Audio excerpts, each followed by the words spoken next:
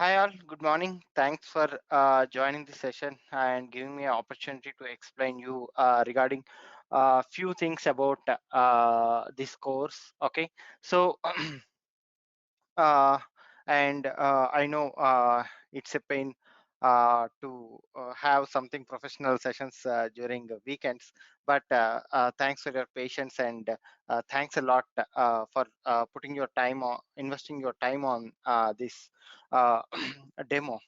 So yeah, moving to the point. Okay, let me introduce myself. So my name is Parmesh. Okay, I have 11 plus years of experience in this IT industry. I started my career as a system administrator, later then developer, later then DevOps engineer, later then now I'm working in a as a principal site reliability engineer in a top MNC company. So this is about all myself. Okay, so let us go deep into this course. Okay, so the title we mentioned, this is for Python for DevOps. So let me tell you why we have titled this course in this way. Okay, so uh, as you know, Visualpath has a long decade experience in training the students related to DevOps and various other languages and all. But basing on the feedback, okay, and basing on the experiences after their successful journey, we have come to a conclusion like, so people are learning the DevOps stuff, but once they are onboarding into the organization, they are facing big problem with dealing with the coding perspective of DevOps. Okay, so what happens is like, when you learn DevOps, there is a thing like, you will understand the tool, you will understand what the tool is doing. Okay, but there is a gap when you start using that tool. Okay, so let's say you have a Git. Okay, it's a source code repository. So what you learn in Git is like, how to commit the code, how to push the code, how to create a branch out of the code, what are the regular tasks you have. You will learn all the things and you feel like, yes, I am now professional in Git. But the thing is, within the organization, what happens is like, as the organizations are now looking for end to end, everything should get automated. Okay, so if there is a task like how to automate the Git actions, okay, so whatever you learn is how to perform the action, but you don't know how to automate that action step. Okay, so that is where the gap. Okay, so when people are asked to write some automations on top of these DevOps tools, there is some gap or some problem coming where they are lacking of the skills. Okay, so for this reason, we came to a conclusion like, we need to have a course where the course should tell what post DevOps should happen. Okay, so here the basic thing is like, first the DevOps tools, on top of that, how to make automation on top of the DevOps tools. So when I say the automation and in the combination of DevOps tools, you can understand like, each tool has its own functionality. The thing what should be automated is communication. So how do you communicate with that tool? Okay, so that's what the automation is. Okay, so here, for every tool, you will try to make some communications. Okay, maybe when you mention the word communication, meaning I say, you may have other tools also in the picture where they are trying to communicate. Okay, DevOps means you cannot go with a single tool, right? So when you go for a project, you will have multiple DevOps tools which will be having their own importance in that application. Okay, so the communication between those tools should be automated. Okay, for that purpose, here we are concentrating on, first, learning the tool. Second part is how to make the communication of between the tools as in an automation manner. Okay, so that is the main purpose of this course. Okay, so again I'm repeating. So the first point is like, how the tools behavior is, learning the tools behavior. Second point is how to automate the tools communication. Okay, so that for that purpose specifically we have chosen Python as a language. So there are a number of languages um, uh, uh, uh, in this IT world, right? So why we went specifically for Python? Okay, so now if you consider a Java or any other programming languages, even PHP is also a scripting language. Okay, so but Python got its own importance when related to its nature. Okay, so Python has a capability to deal with the underlying operating system. Python has a capability to deal with the uh, uh, platform. Okay, of course the on top of kernel, what I mean. Okay, so Python has a capability for web application. Okay, so if you want to design a simple UI, Python is capable for that. And there are many frameworks that came into picture for Python. Okay, so all these contributions and the capabilities of Python made the Python very much fast trending for infrastructure. Okay, if you're concentrating only on like a web application which deals with Kafka servers or something like that, which is already built in Java, maybe organizations are tending towards writing the JavaScripts. But the thing is, when coming to infrastructure, the organizations are pointing towards Python as it has many capabilities than other languages. Okay, so this is all the base why we are landing onto this course. Okay, so finally the title says that we are learning, we are building DevOps tools, and for automation we are using Python as the medium. Okay, so I'm switching to the next slide. Okay, so agenda. So let's drive this demo. Okay, by saying about this program, what this program is about, what we are trying to convey in this program. Okay, and at the same time what, why, how. So every module we see, okay, let's figure out what is the cause and why we are dealing with that and how we are going to deal with that. Okay, then let's wrap up this demo session with a questionnaire and conclusion.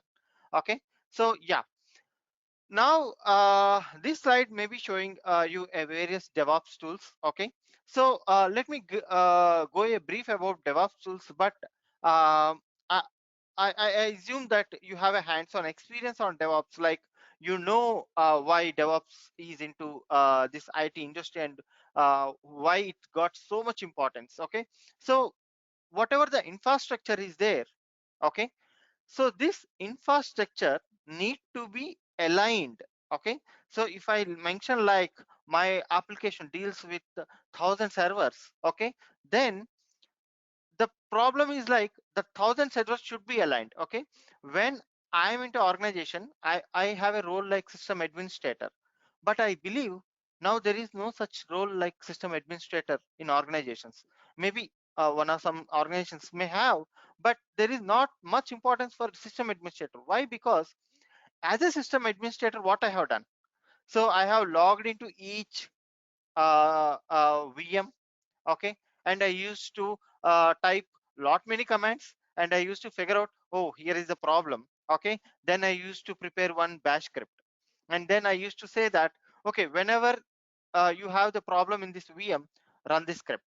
So that is what the level of automation at my entry level. Okay, so what happened in the uh, runtime, okay, so they thought like the main problem with the infrastructure is the uniqueness. Okay, the unique configuration across all the infrastructure. Okay, so in order to maintain this, okay, so they have came up with some DevOps tools. Okay, so I don't want to specifically go with the tool names, but you see in the slide, okay, I have mentioned some tools. So okay, so this alignment, okay, of infrastructure again has various parts. Okay, that may be orchestration, That's maybe a spinning of infrastructure, means creation of infrastructure. Okay, so there may be monitoring of infrastructure. Okay, so all this came into the picture. And then the thing is, the tools are able to manage the infrastructure, but the problem is like, again, how to deal with this infrastructure. Okay, so how to automate that infrastructure, that is again a problem. Okay, so for that purpose we have got a new technology called EAS. Okay, so infrastructure as a code. Okay, so whatever the infrastructure is there, you can code for that infrastructure. Okay, so infrastructure entirely has become a code now. Okay, so the organizations are trying to make everything as a code. Okay, and again, Git is a DevOps tool where you need to how to maintain that code, versioning of that code. Okay, so like this. So anyway, the thing is like, they are trying to align everything. Okay, so next comes to user level. So once you are done with the infrastructure, how user will deal with that infrastructure. Okay, we should not give him any chance to corrupt our infrastructure. That's the thing, right? So once we give him access, he may corrupt anything. So that's the reason where we have got again the DevOps tools for successful deployment purpose also. Okay, not only operations, we have a development. Okay, where deployment comes in the picture. Okay, so we are giving a feature for the user where he can where he can just commit his code, but all the deployment into the infrastructure, all the installing, configuration, everything of that tool will happen through our deployment strategies. Okay, so this is all what the DevOps will take care of. Okay, so now in this slide I only speak about DevOps. Okay, slowly I may relate it to our course, but I'm giving a brief introduction of DevOps. Okay, and various functionalities of DevOps. So infrastructure is one functionality. Maintaining unique configuration with operations, okay, is one functionality. Deployments is another functionality that we are giving for the users. Okay, so on a whole, maybe I miss one or two points here, but on a whole, yeah, this is what all about DevOps. And when I mention all this is capabilities of DevOps, there are a lot tools, okay, in the DevOps. Okay, if I list the tools, okay, it it may be a 1,000 word buzz for me. Okay, so I'm not so we cannot list the tools, but here are the few tools I kept, which have gained a lot of familiarity in DevOps life cycles. Okay, so yeah, I hope you got a basic understanding on DevOps. Okay, so I'm going with the next slide. Okay, so yeah, whatever I mentioned in the previous slide. Okay, so I just made it as a points. Okay, and I have put it all together here. So what I mean to say is DevOps architect roles. So DevOps architect roles, in the sense, if you go for the designations kind of thing, you may see system administrators, DevOps engineers, system site reliability engineers, platform engineers. Okay, so there are a lot of designations for uh, the guy who does the DevOps activities. Of course, each designation has again a uniqueness in that. Okay, so the site reliability engineer will deal with the cloud related DevOps tools, whereas a normal DevOps engineer deals with a open source or licensed DevOps tools. Okay, so that's what there are small barrier gets between these designations, but generally I want to say there are such designations in DevOps. Okay, so when you go out for a job, I know. So we are here to finally achieve the jobs, right? So these are all the designations. Okay, so you may find out in the jobs. Okay, but the base work will be the same what we are learning here. Okay, so come to here, that are the roles. Okay, let's list out the responsibilities. Okay, so once you say like you are a DevOps engineer, okay, you should be capable of maintaining and creating the infrastructure. Okay, so this may be done with the EAS, right? So what I mentioned. So this EAS, again, we have a tools, okay, to create the infrastructure. Let's say the most familiar tool is Terraform. Okay, so Terraform has uh, a relation with 45 plus cloud providers where you can spin up the infrastructure, okay, for them. Apart from Terraform, we have many other things which are uh, specific to cloud. Okay, if you take the AWS cloud formation, okay, so like this, so if you take Oracle cloud, you have resource managers. Okay, so like this, again, each cloud has their own uh, uh, uh, feasibility for creating and spinning the infrastructure, but Terraform is a global thing where it has 45 plus uh, uh, providers. Okay, it supports 45 plus providers. Okay, then the other thing you need to do is maintain unique configuration. Okay, so whatever the servers you handle, okay, you should not try to try to manage a single server. Okay, you should always plan like whatever the configurations you are applying, you are applying for all the servers, and this configuration is getting applied. Okay, and they are having a unique configuration, and you are responsible for continuous integration and deployment. So whenever the users comes with their application, you are responsible for its integration and deployment. So whenever the new releases happens, you need to take care of the release. Okay, you should automate how the release should happen. Okay, and how the end user will see your use the tool. Okay, so and then migrations. Okay, so now there are a lot of migrations happening, maybe from legacy infrastructure to cloud or their on premises cloud to cloud. Okay, so such migrations need to be taken care of again by DevOps engineers. Okay, so and then monitoring. So monitoring is one such thing, like whatever the infrastructure you have, you need to monitor them. Okay, so you need to see how is the health, you need to see how are the memory. Okay, so lot many things are there for in monitoring, so you need to take care of that.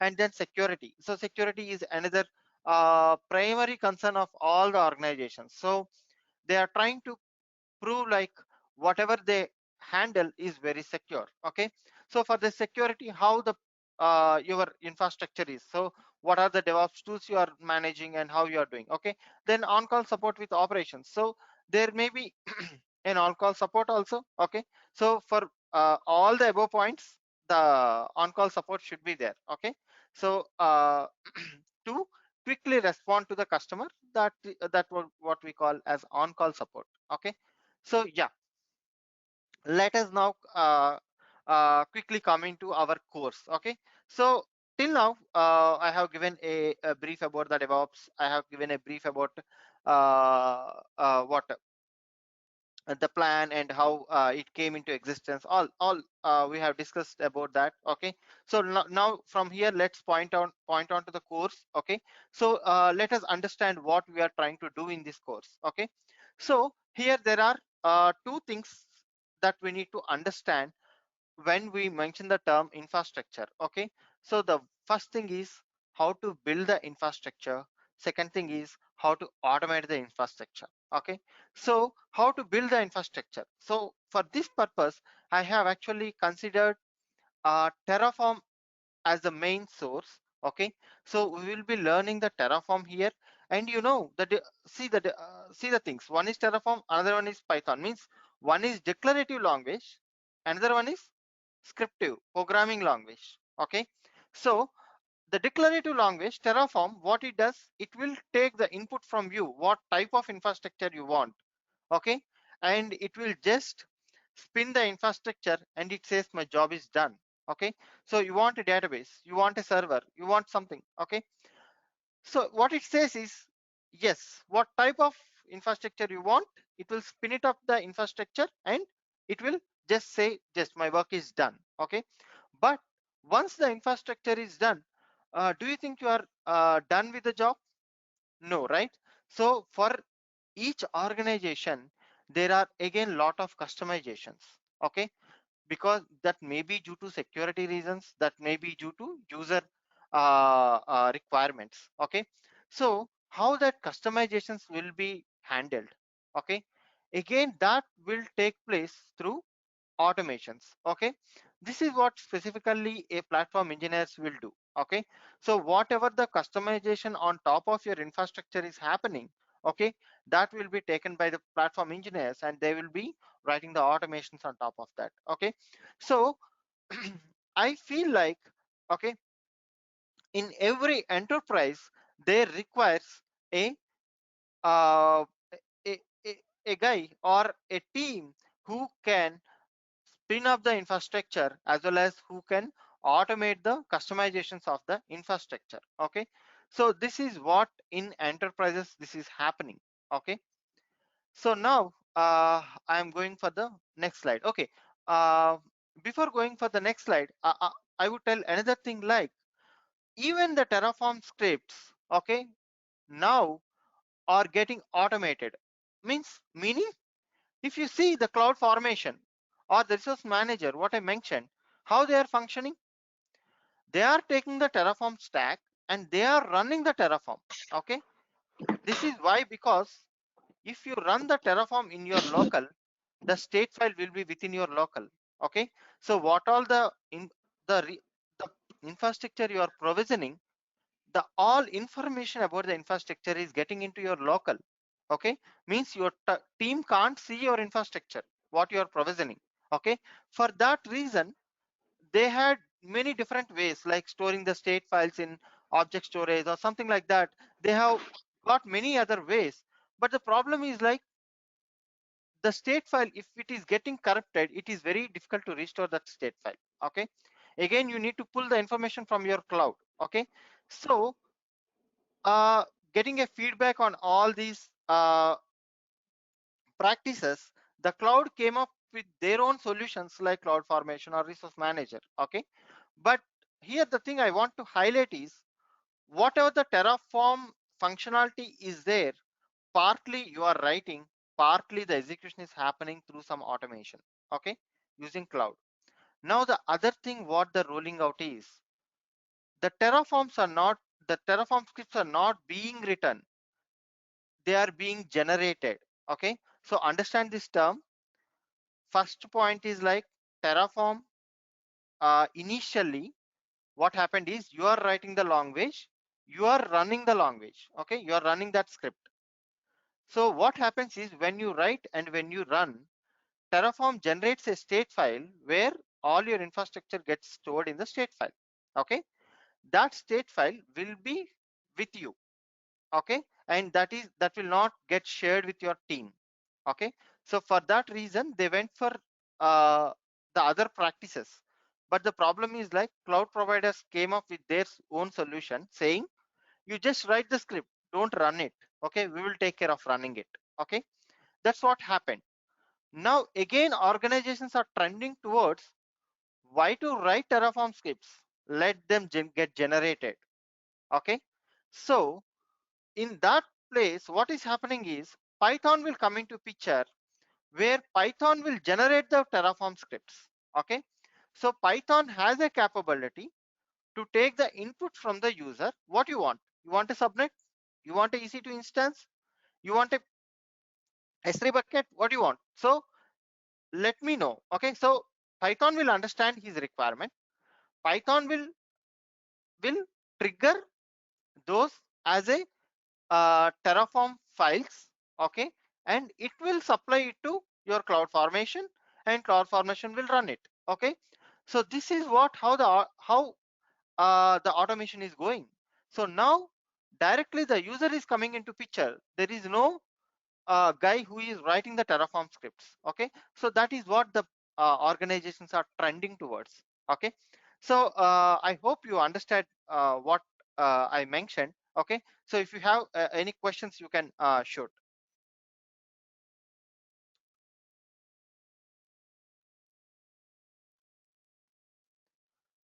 All right, so I'm going for the Hey, hi, Kunal. Sorry to interrupt you. Yeah, I yeah, just no, wanted to check. We'll use some Python library to achieve that, or how is it like? no, means not a single library, but we have a templating system as well as some Terraform resources in Python where you need to use the combination of both, and you should generate the Terraform templates. Got my point? Understood. Thank you. Yeah. Yep. Thanks. Yeah, okay. So for most for going deeper into this, okay, let's understand some more use cases of this. Okay, so uh, may you ask some question like why Python is coming in between? Why can't we manage only with Terraform? Can't we manage? Because Terraform has a capability to run bash scripts, Python scripts. Yes, we can, because Terraform has a post build functionalities like you can run the scripts, you can do something on top of your infrastructure provisioning. Okay, but though you have that, you should understand that Terraform is doing one-time job. Okay, so once it says that I am done, you cannot re-trigger that. Okay, so if you are re-triggering something, it says yes, the infrastructure is already there. Okay, it says that. If so, if you want to done something on an iterative manner, then you should go with the Python automation. So what in simple sentence I can say like, okay, do build with Terraform, make your actions with Python. Okay, so that's what you should be doing. So let's take this simple example, like we have an Elasticsearch where the data is being sent into S3 bucket. Okay, so here the thing is, if you use Terraform, how it will go? So if you are using a Terraform, you will create a Elasticsearch what executables in some compute instances. Okay, then you will be providing some IAM roles to that that EC2 instances, where you will be telling like so this is so and so S3 bucket, you can put the objects, you can get the objects, you can write the, so you will be giving that policies. So this is a one-time setup. Okay, so what if the object paths are changed? Okay, so you cannot believe that user will be consistent on his requirement, right? He may every time see any application, every time it will have some upgrade, it will have some fixes. Okay, so user again will come up and say no, I have changed my path, please delete the old paths and keep this new path now. Okay, so as per the user requirement, you should not again go and destroy the infrastructure and recreate the infrastructure. Okay, you should have a capability to manage the infrastructure. Okay, so for that reason, if you go with a Python based, means if you give a feasibility, okay, for an automation to change the S3 bucket, okay, infra, then that would be a better case, better practice for all the customizations that user says. Okay, so for this what we do is we will have the access of Python. Okay, so instead of access of token based. Okay, so you have one model is like IAM role, other model is like token based. Okay, so create a one more base of token based and customize your infrastructure. Okay, so this is one use case where I'm trying to say that, okay, so there is a difference between building the infrastructure and managing the infrastructure. Okay, so this is one example. Okay, let's go in depth of the tool. Okay, here I have mentioned only the spinning of the infrastructure and managing the infrastructure. If at all we understand it more deep into the Elasticsearch, let's say. Okay, so now here see, you have a Kafka. Okay, so you have a Logstash, you have a Kibana. Okay, so here I am going one more step to your application. Okay, so it is something like an application where you have a these are components. Okay, so here in this use case, what happens is whatever the user wants, you can spin it this with your Terraform. Okay, so you can create this infrastructure using Terraform, but you cannot manage, you cannot automate this infrastructure. Okay, so let's say Logstash is there, you want to have a filter. Okay, so will the filter will be a one time build? Not, right? So first user says only filter my traffic, incoming traffic. Okay, later user comes and says I have one more use case, like I want to filter the traffic on IP based. Okay, again he may come and says that I want which traffic is getting 200 response and which traffic is getting 500 response. Okay, so he may says like whatever the logs are coming to Logstash, he will go on increasing the filters, okay, as his business is increasing. So for that use case uh, you cannot manage with your Terraform, right? So you need to have your automation in between. So now how the Logstash is communicating with the storage, okay, that is important. So that should be automated. Okay, so here I am trying to say like whatever the DevOps infrastructure is there, in order to make that infrastructure in an automated way, okay, in order to configure that infrastructure, you need to have an automation again. Here see, whatever the filter I am writing will not come under business logic, because the business is different there. Okay, so whatever the logs comes, the end user will do some business on top of that logs. But here the thing is configuration. Okay, so the Logstash configuration should have the log files. Okay, so for that log files uh, we are trying to build some automation. Okay, so this course mainly focus on how to build your infrastructure, how to automate the configuring of that infrastructure. Okay, again we are not focusing on end user functionality business. Okay, so that again will be a separate application kind of thing if you go for end user. Okay, so he has some application, he has some business logic and his own deliverables in that application. Okay, so we are not bothering about that here. We are bothering about how to build the infrastructure, how to configure the infrastructure using an automation, so that the configuration will not be will not remain uh, what sticky all the way, right? So every time it gets some upgrade, it gets some changes. Okay, based on the based on the organization changes, okay, the directions. So according to that, you should be very feasible to incorporate that configurations here. Okay, so that's the reason where we need an automation. And yeah, so this is the use case of where the configuration automation is also required. Okay, so you are doing some query on top of that Elasticsearch. Okay, again you need to write some Python scripts on top of that. So for that, again Python is giving some feasibility for us. Okay, it has lot of what third party libraries, okay, which will make our work easy. Okay, provided we should know how to code it in Python.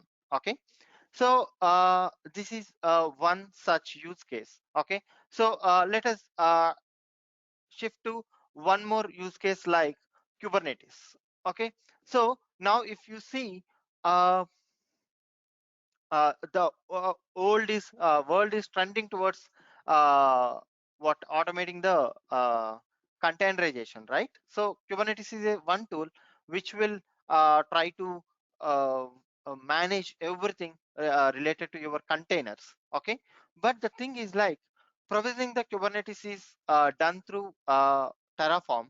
Okay, uh, but the problem is once you mention like uh, you have uh, spinned up all the infrastructure related to Kubernetes, still there are some problems like when you have a multi-cluster technology, okay, methodology, you need to have their own authentication. How one cluster will authenticate with the other cluster. Here I have mentioned few use cases, but there are a lot many challenges the organizations are currently trying to manage, okay, in with Kubernetes infrastructure.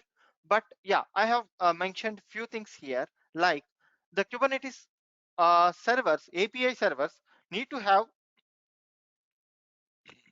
sorry, so need to have uh, authentication between the other clusters. Okay, so for this we need to have a rolling API server tokens. Okay, so that if the tokens, there may be chances like tokens getting compromised. Okay, so you need to have a rolling methodology of the tokens. Okay, so how you will be doing that? Okay, so for that purpose you need to have again some automation. Okay, and the some other use case is like nodes. Okay, so whatever the nodes you spin up for uh, Kubernetes, you know, right? So for high availability, what we will be doing is whenever one node fails, the other two nodes take the load.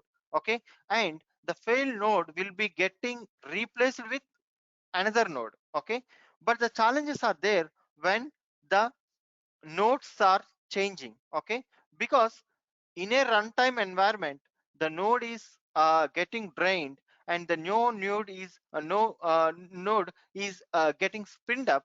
Okay, there are problems like what about the certs?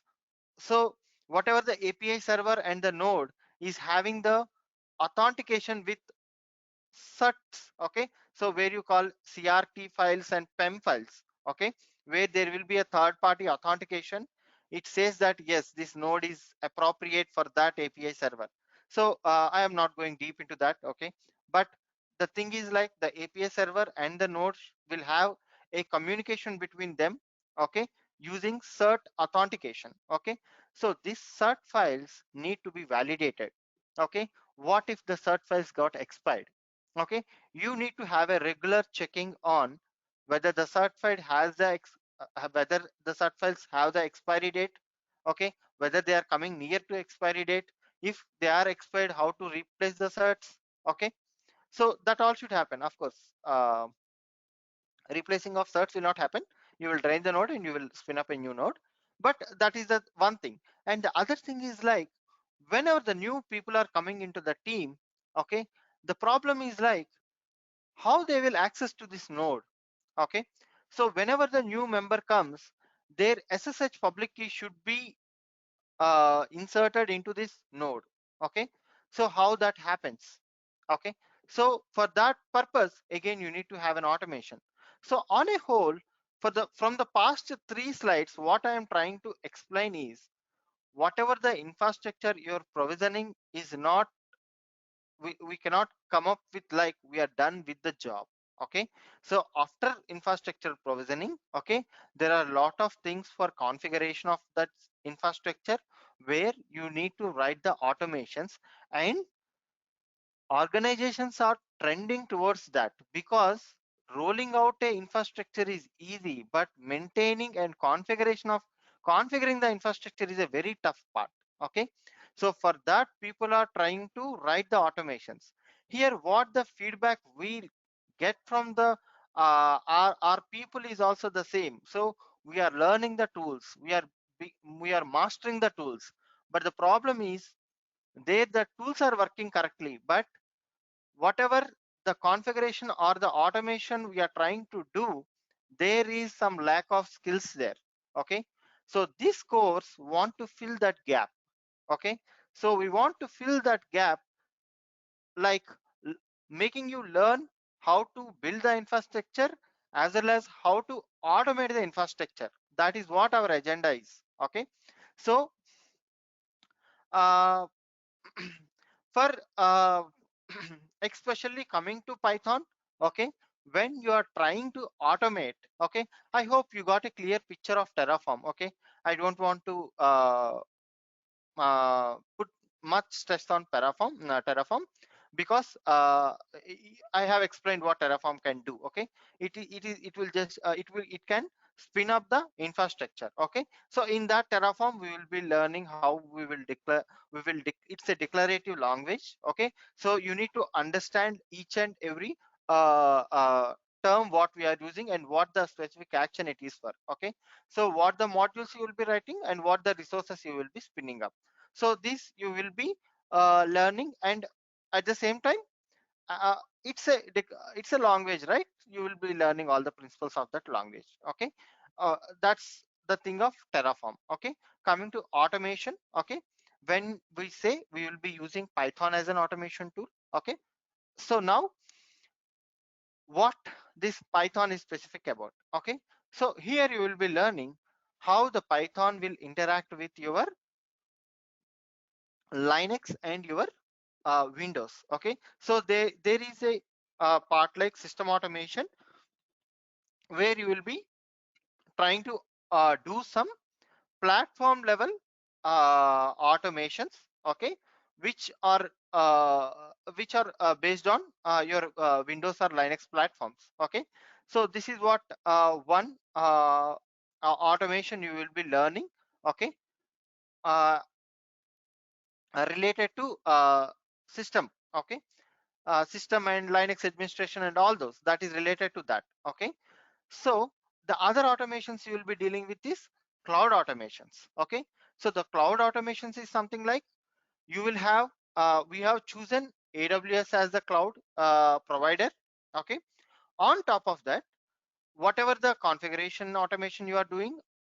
Okay, so you will be dealing with Boto 3 because Amazon has came up with a Python SDK. Okay, where they call Boto 3 is a client which will be a medium for us to talk with Amazon Web Services from our Python code. Okay, so you will be learning a lot related to Boto 3 and how you will implement with Pythonic way. Okay, so here the another agenda is like maintaining the best practices. Okay, so whenever you write the Python code, you may write means meaning you can put it in any way that is giving you the end result, but when you put it in any way that may not be impressible by organizations, because organizations have certain principles. Okay, whatever the code you write that should be readable. Okay, so once you exit out of organization and someone comes into your organization, he should not take many days to understand that code. So you should write the code in such a way that it is easily readable. Okay, it is a clean code. Okay, so the code whatever you write should maintain the standards in declaring the variables. Okay, in declaring your functions. Okay, so all this should be it should be uh, in a using a best practices, that is we call it as a clean code. Okay, so it should be readable, it should be clean. Okay, it should have a specified standards. Okay, so whatever the code you write, it should maintain some puppet standards so that it will be uh, easy for you to write. Okay, as well as easy to understand also. Okay, so these are something the organizations are looking for. Okay, so we will be concentrating on that as well during this course. Okay, so coming to deep into what we are going to learn here. Okay, so till now we have understood why we are doing this. Okay, what we are doing I have gone through, why we are doing we have gone through. Okay, so now so how I can uh, drive this learning courses. Okay, so the way I do is like, okay, so we will start with the learning stack of basics. So the basics, when I mention, there are two things here. Terraform on the go we will learn. Okay, so as it is a declarative style. Okay, so for every module we pick, okay, we will be learning the Terraform uh, snippets related to that. Okay, and only the basics are like what is a module, what is a resource, what is a local variables, what are the uh, Terraform organization. Okay, so these all we will be learning as a basics. Okay, so I will be touching the Terraform basics as well as the Python uh, basics as well. Okay, so when you come to the Python basics, you will be learning. So Python uh, will take more space here, okay, than Terraform, because Python is a programmative language, right? So you need to understand uh, all the programming syntaxes and programming uh, libraries what built in it is. Okay, so for learning the basics, Terraform takes the lower space, and programming language takes the higher space. Okay, then operating systems. Okay, so how you are going to uh, deal with the operating system. Okay, either it may be a Terraform or it may be a Python. So how you are going to deal with that.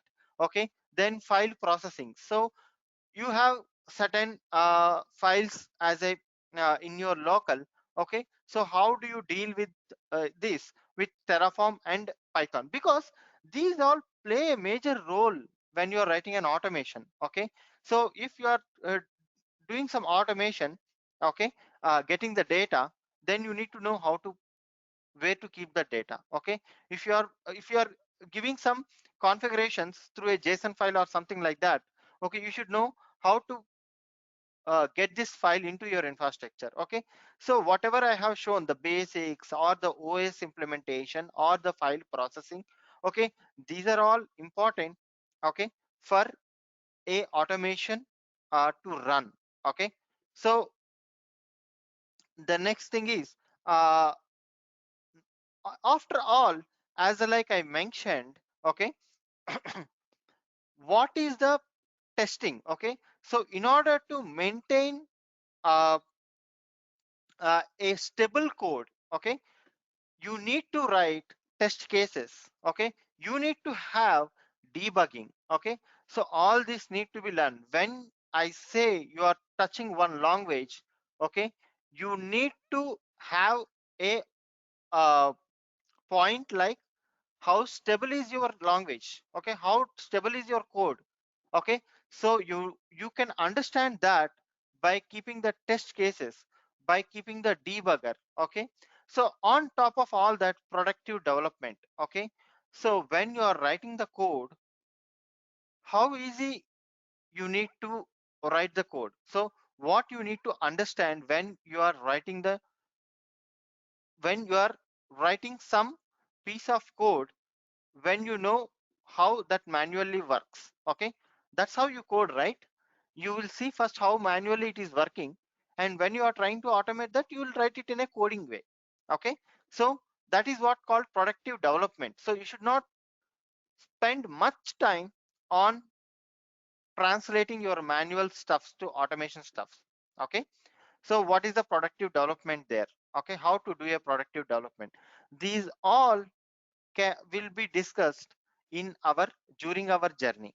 Okay, so the backend may be Terraform, maybe Python, maybe a DevOps tool we will be utilizing. Okay, but my agenda, okay, towards the learning stack would be in this way. Okay, so next I'm going with the next slide, like what all comes into our journey. Okay, so when you are uh, learning this course, okay, the DevOps tools what I mentioned, okay, these tools will be coming as a containers to you. Okay, so with this model, we can get rid of wasting time on installation. So every DevOps tool needs some installation, right? So it may be Jenkins, okay, so it may be some Elasticsearch, or it may be any modules. Okay, you need some uh, installation, but in order, if you want to get rid of that installation, you can get a container. Okay, so most of the DevOps tools, okay, I am getting them through containers only. So you will be spinning up as a container that tool, and you will be working on that tool. Okay, and apart from the containers, you will have a cloud API. Okay, so you have uh, AWS or some provider who are providing you as the APIs. Okay, so these APIs you will be consuming and you will be writing your automation.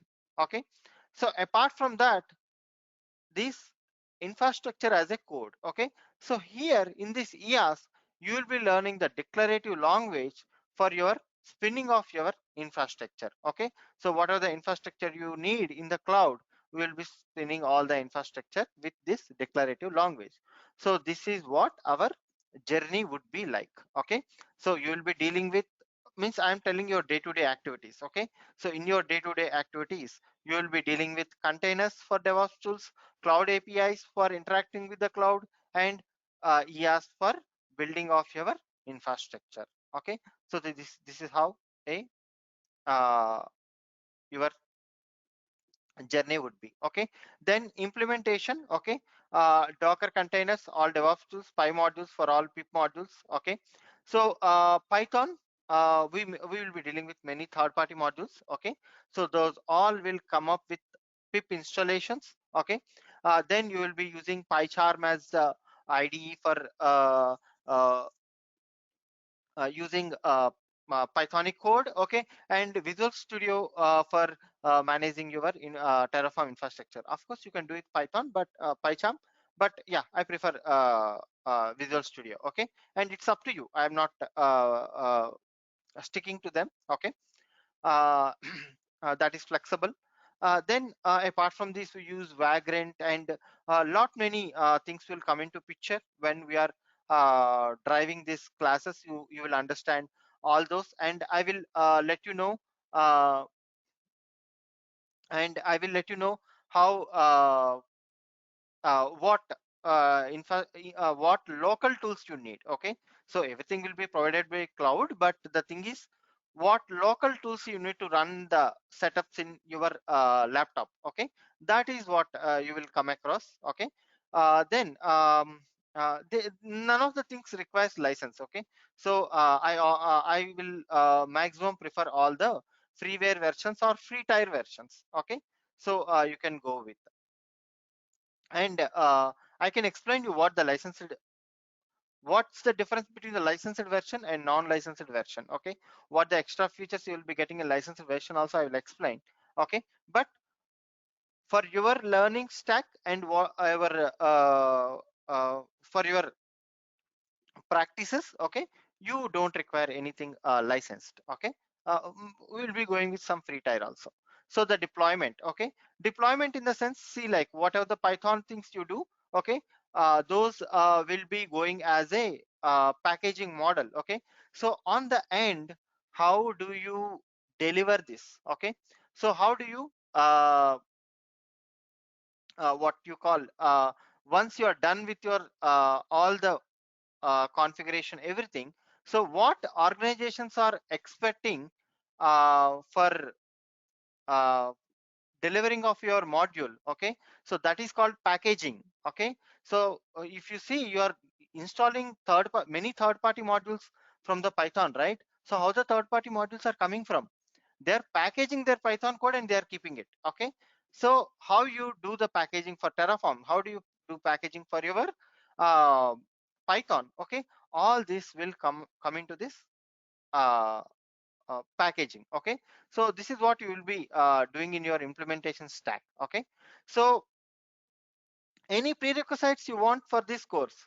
Yes, so you may I believe that you know what is DevOps and what the DevOps modules will be doing. Okay, so in a nutshell, how the Python, what tool is for what purpose.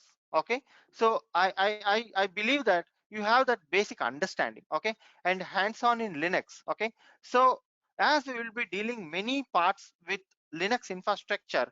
Okay, you should have at least a hands-on on how to see the file system. Okay, how to run the commands in command line interface. Okay, so at least a hands-on on your Linux, and time for practice. Though it seems to be very silly, but I consider this is very serious thing, because here we are doing coding. Okay, So coding is very tough to uh, what uh, when you are trying to understand. Okay, if you deviate your concentration, you may miss the part.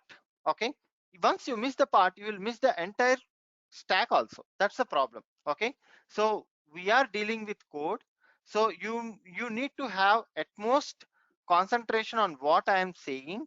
And it is very much recommended that when I am writing the code, better you also write the same. Okay, though we will have a git source code repository where we will share the code, but it is very important that when I am writing the code, if you also start writing the code, you will understand more on that code. Okay, and 30% I will be speaking about the theory, and 70% I will be telling the code. Okay, I'll be writing the code during the class. So it is always recommended to have to spend all your time on the practice. Okay, because it is coding. Okay, so the more you practice, the more you will understand about the coding behavior. Okay, the tool behavior anyway you can understand with one run, but if you want to understand more towards coding, you need to practice more on that coding. Okay, so I will help you on that. So how to practice, what to practice. Okay, everything I will be helping you, but the thing is you need to practice. Okay, so yeah, I want to conclude here. Okay, so this is what all the uh, uh, all about this course. Okay, so you can come up with your questions. Okay, now, and again a lot of thanks. Okay, so I'm just going with the Uh, comments first. Hi, sir. Yeah, hi, tell me. Will you cover Terraform in this Yes, that's the thing company? what I'm saying. So here are two parts we will be doing. One is Terraform, okay, for building the infrastructure. Okay, and the other one is Python for automating the infrastructure. Okay, so for building the infrastructure, like 30% you will you will be for a complete end to end. 35% will be building, means you will write a Terraform script, run the Terraform script, your infrastructure gets built. Okay, then how to automate the infrastructure is the next point. Okay, so there you will be learning all about the Pythonic stuff. Okay, so these two things you will be doing for every module. Got it? Yes, sir. Yeah. Thank you. Thank you, sir. Yeah, so someone asked, in general, do DevOps engineers do rotational shifts 24/7? Yes, we do, because DevOps itself says that we are infrastructure, we are dealing with infrastructure, right? So we don't know when the infrastructure goes uh, wrong, and when the infrastructure may go what down. Okay, so at that time we need to monitor it, we need to observe it, and we need to fix it. Okay, so for that we will be having the rotational based shifts also. Okay, and related to other aspects like what's the syllabus is, and what's the duration. Okay, uh, and all. Okay, you can reach to our management. Okay, they will better guide you. They can better guide you. Okay, so I can tell you all about the technical stuff. Okay, and yeah, other than technical stuff, please reach out to our management. They can better help you and guide you. Okay, I so have just I'm one question. Right? mm. Yeah. So if anyone don't know the OOPS concept or data structure concept, right? Is there? I mean, is it feasible to attend these classes, or will you cover all those basic stuff like where to write the Python code and how to write that, all those? Yes. So here is the where in our learning stack is. Okay, first we'll start with the basics. Okay, so here what we will be doing is we will be learning the Terraform basics as well as the Pythonic basics, and the and coming to that, what happens is like Terraform, you will be having less basics because it's a declarative language, right? So you need to understand how to declare your resources and modules and variables. Okay, and but when coming to Python, it's a programming language, so you need to understand how the program syntax is, and what are the different features that Python is giving. Okay, so this is what all the basics that we will cover. Okay, and if you see our syllabus sheet, you can get more insight of what the things we are teaching there. Okay, Got it. Thanks. Yeah. yeah, thank you. This is Savanan here. I have one question. Yeah, yes, please. Will you be covering PyTest also, like if you need to do any unit test kind of Yes, yes. So testing and all, in right? that testing, okay, Okay. first, PyTest is a third-party module. Okay, so we will be having a unit mock, okay, and unit test cases. That is what you will be covering in this what Pythonic unit test cases.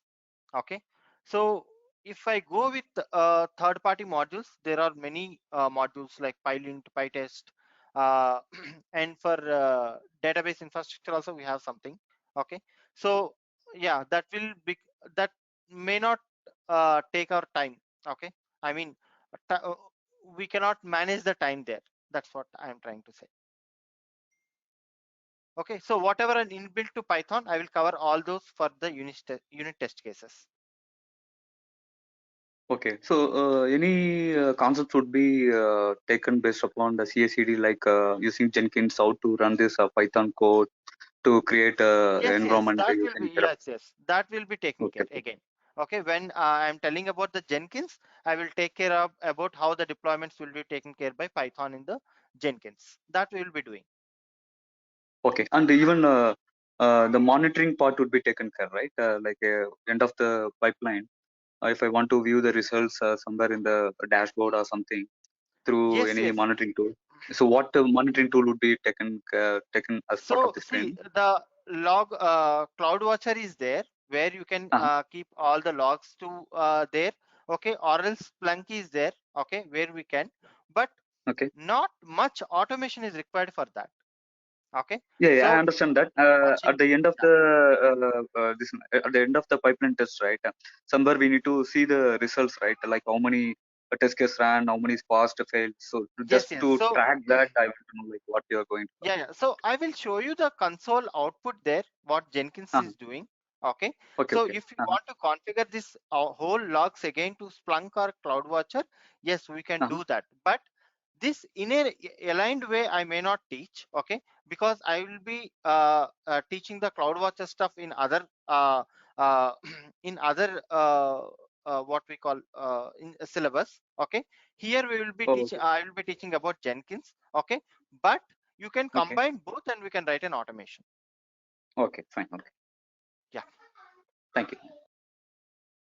So and moreover, uh, just how like I mentioned, okay. So 30% we will be dealing with theory in the class, and 70% we will be dealing with programming. Okay. So first, in between I will be explaining a theory, but mostly I will be writing the code. Okay. Let me stop this PPT and go with the showing the code how it will be. You may get more. Uh, so this is how our classes would be. Okay. Oh, sorry, I stopped sharing. Huh. So this is how our classes would be. Okay. So each and every class, okay, will be having our Python uh, code. Okay, we will be writing. Okay, and we will be running this in the Linux infrastructure. So all this code will be written during the class time only. Okay, nothing will be pre-written. Okay, so when I am writing the code, it is always recommended for you also to write the code parallelly and execute so that you will have a better understanding. So at this steps, if you you can pause me at any time and ask why we are writing this line of code and why we are choosing this type of architecture, why we are choosing the class or something like that. Okay, so though you don't have a basic knowledge on writing the programming, or if you don't have a practice of writing the programming, okay, at the initial days only you can habituate to that. Okay, so because I'll be starting with command line scripts, right? So first I don't go with IDE, I go with command line. Okay, C. So during that phases only you will understand how the code is running in command line. Slowly I will shift you to IDE. Okay, so in this migration process you will get familiarized and habituated for writing the programming, but uh, there should be a patience. Okay, you should love to write the programming, then only you will understand and code the programming. Okay,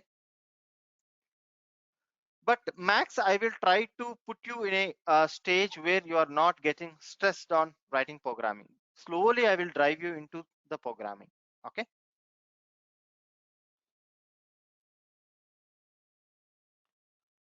yeah, any more questions?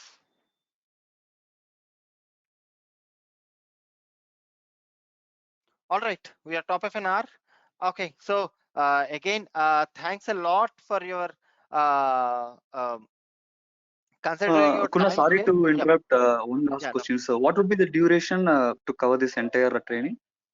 uh, so I cannot fixedly say that some 40 classes, 50 classes like that. There will Mhm. be a practice sessions in between. Okay, Yeah, I so understand if that. the syllabus is Approximate lagging, hours I I can, want to yeah. know. So approximately we are thinking like 45 days to 2 months. Okay, so Oh, again okay. we are not sure about the duration, right? I mean Mhm. hours. Okay, so Okay, once okay. management comes up with the number of hours, then the number of days can be decided. Okay, Okay, so this is so a first batch, right? That you're taking, or you already done one batch? no, we have already done few batches. That is what I'm Yeah, mentioning that's here. what. Okay, Yeah. from the past experience, like, can you just approximate? Because I need to plan whether it would be on the weekdays or weekends, so I need to plan Oh, accordingly. That's okay, why I'm okay, asking this fine, question. fine. So we are generally taking 1 hour, okay, and Daily, right? it took 50 classes. So 50 Oh, okay. classes, not 50 days. Okay, Uh-huh. yeah, Okay, okay. 50 classes, like 50 yeah. hours, right? In this, we had nearly 8 practice sessions have been happened. Saturdays I Okay, don't okay, usually go for new concepts. I will make you practice, okay, and okay, as well as if any lagging syllabus is there, I will complete that. okay. So mostly it would be on the weekdays or morning session, correct? My understanding is correct. Weekdays morning session, Saturday will also be there, but Uh-huh. that day I will not touch new concepts. Yeah, that I understand. Okay. So what I want Yeah. to know is a morning batch or like on the working days or weekend? That's what I'm. Yeah, both it will be on the weekends Oh, and okay, weekdays also. Okay. okay, fine. Okay, thank you. Yeah. Okay, fine. Guys, I am wrapping up this session. Okay. If any questions, you can reach out to our management, and yeah, you can get connected through me also. Okay. Thank you all for giving your time. Thanks, Kunal. Thank you. It's gone.